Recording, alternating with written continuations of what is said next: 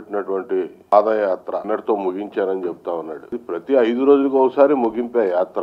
వారంలో 5 రోజులు యాత్ర చేయటం, 2 రోజులు రెస్ట్ తీసుకోవడం ప్రతి ఒక్కళ్ళు చేసేదే. వాకింగ్ అలవాటు ఉన్న ప్రతి ఒక్కడు చేసేదే. 5-6 కిలోమీటర్లు ప్రతి ఒక్కడు నడుస్తారు. యావరేజ్ నడిచింది రోజుకి 8 కిలోమీటర్లు. ఉదయం 1 గంట, సాయంత్రం 1 గంట నడిస్తే సరిపోద్ది 8 కిలోమీటర్లు. ఊటకపు పాదయాత్ర కొత్త నిర్వచనం చెప్పినాడు జగన్మోహన్ రెడ్డి. విడ్డూరంగా ఉంది. ఎందుకు పాదయాత్ర చేశాడు?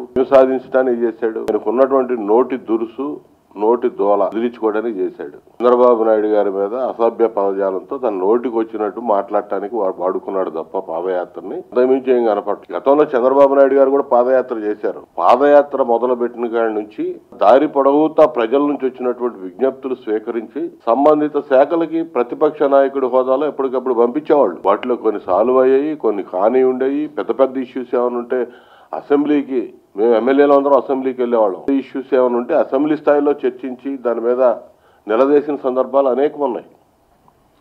ఈయన ఎక్కడ ప్రజల నుంచి విజ్ఞప్తులు తీసుకోవటం కానీ అసలు ఇచ్చిన దాఖలాలు కూడా లేవు ప్రజలు. ఎందుకంటే ప్రజలకి సమస్యలు ఈయన చెప్పుకునేంత సమస్యలు ఈ రాష్ట్రంలో ప్రజలు ఏమి ఎదుర్కోవాలా. ఎక్కడ కూడా మైలేజ్ కనపడలా. ఎంత చేసినా మైలేజ్ రావట్లేదు అనేది దీంతో కోడికత్తి డ్రామా ఆడాడు. కోడికత్తి డ్రామా ఆడి 19 రోజులు రెస్ట్ తీసుకున్నాడు. ఈ 5 రోజులకి ప్రతి వారం 2 రోజులు తీసుకునేదానికి అదనం మరో 19 రోజులు ఇంట్లో పండుకోవటం. ఈయన సాధించింది శూన్యం. అధికారంలోకి వస్తే ఏదో చేస్తానని చెప్తా ఉన్నాడు. రైతుల కోసం కార్పస్ ఫండ్ పెడతాను, నష్టపోతే నష్టపరిహారం ఇస్తాను. అసలు మేము ఆదుకుంది ఎక్కడ? రైతులు ఆనందంగా ఉన్న పరిస్థితులు ఏమన్నా ఉన్నాయంటే 4.5 సంవత్సరాల నుంచి ఏ ఇబ్బంది వచ్చినా కూడా ఆదుకుంది ప్రభుత్వం.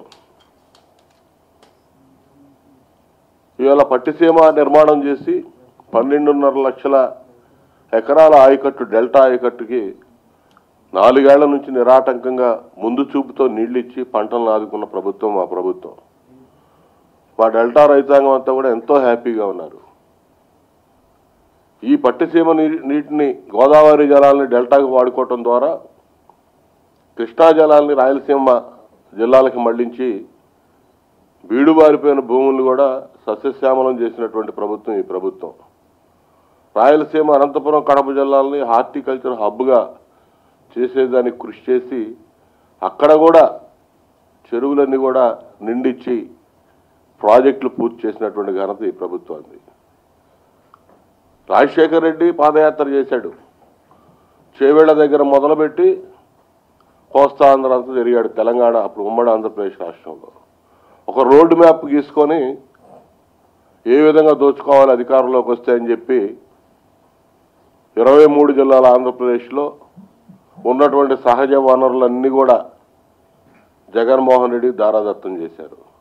అన్ని వనరులు దోచుకున్నాడు. ఆ రోజు సెజ్జుల పేరు మీద శ్రీకాకుళం నుంచి ఇచ్చాపురం దాకా కోస్టల్ ఏరియా మొత్తం కూడా సెజ్జుల పేరు మీద దారాదత్తం చేసి భూములన్నీ కూడా పారిశ్రామికవేత్తలకి, ఏళ్లతో పాటు జైలుకి తీసిపోయారు పారిశ్రామికవేత్తలను కూడా జగన్మోహన్ రెడ్డితో పాటు.